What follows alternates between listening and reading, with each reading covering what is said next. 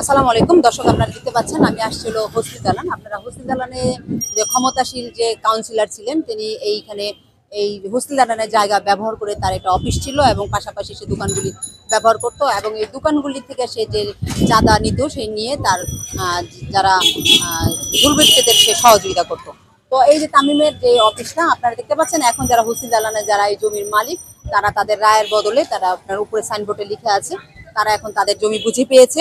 তো আসলে আমাদের যে স্বৈরাচারী সরকার যে কাজগুলি করেছেন আসলে খুবই খারাপ কাজ করেছেন।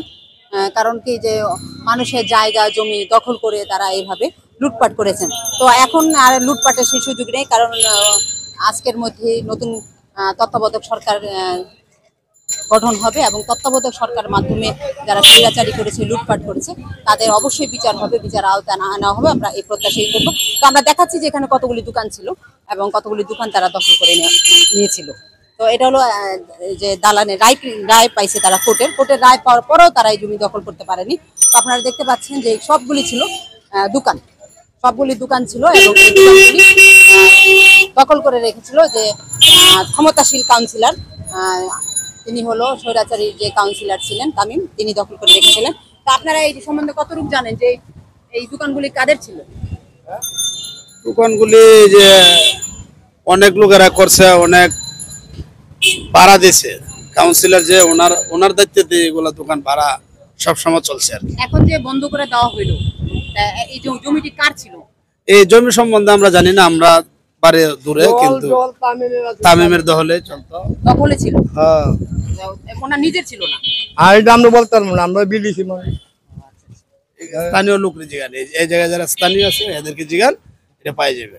আমরা একটু পাশে দেখি অপোজিটে স্থানীয় কিছু লোকজন আছে, কি কয়েকটা আমরা তাদের সাথে কথা বলবো।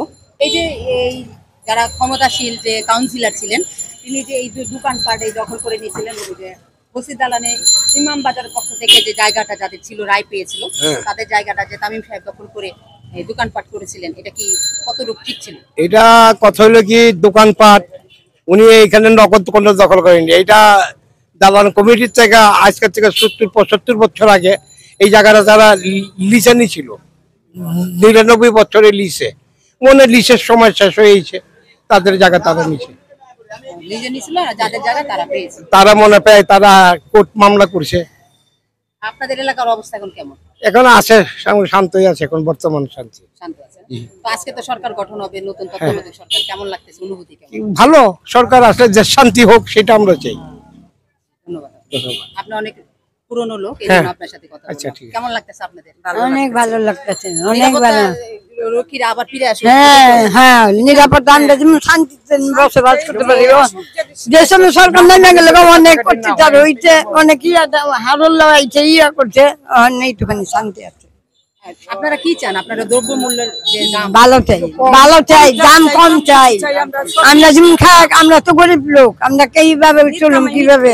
ওই যে আমার পোলা একটা ছেলে কসমেটিকের দোকান, ওই যে ব্যবসা করে, ওই যে দোকান চালায়, কিভাবে 1 মাস ধরে দোকানদারি করতে পারতেছি না, খাইতে পারতেছি না, অনেক অভাব।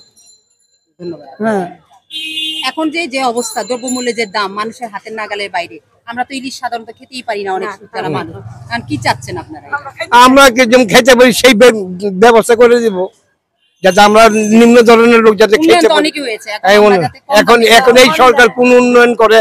এখানে আমাদেরকে যদি সব জিনিসের দ্রব্যমূল্য কমাই দিতে পারে সেটা আমাদের লাভ। আমরা গরিব শ্রেণীর লোক, আমরা কর্মজীবী করে খাই, আমরা একদিন কাজে গেলে পয়সা পাই, না আমাকে কোনো খাওয়ার নেই, এই অবস্থা। ধন্যবাদ। দর্শক, আমি এই মুহূর্তে ছিলাম হোস্টেল দালানে। আপনারা হোস্টেল দালানে এখানকার মানুষের কথা আমরা আপনাদের মাঝে তুলে ধরেছিলাম। আপনারা শুনেছেন যে আসলে সাধারণ মানুষ চাচ্ছে যে দ্রব্যমূল্যটা যাতে কম হয় এবং যারা নাকি মানে দৈনিক ইনকাম করে তাদের যাতে কম দামে তারা খেতে পারে, তারা এটাই চাচ্ছে। কারণ তারা সহিংসতা চাচ্ছে না, তারা কোনো গ্যাঞ্জাম চাচ্ছে না, তারা যে সরকার আসবে সেই সরকারকেই তারা সাধুবাদ জানাবে, শুধু তারা যাতে দৈনন্দিন ঠিক মতো খেতে পারে সেটাই তারা প্রত্যাশা করছে। তো হোস্টেল দালান থেকে সানজিদা আক্তার, DSTV খবর।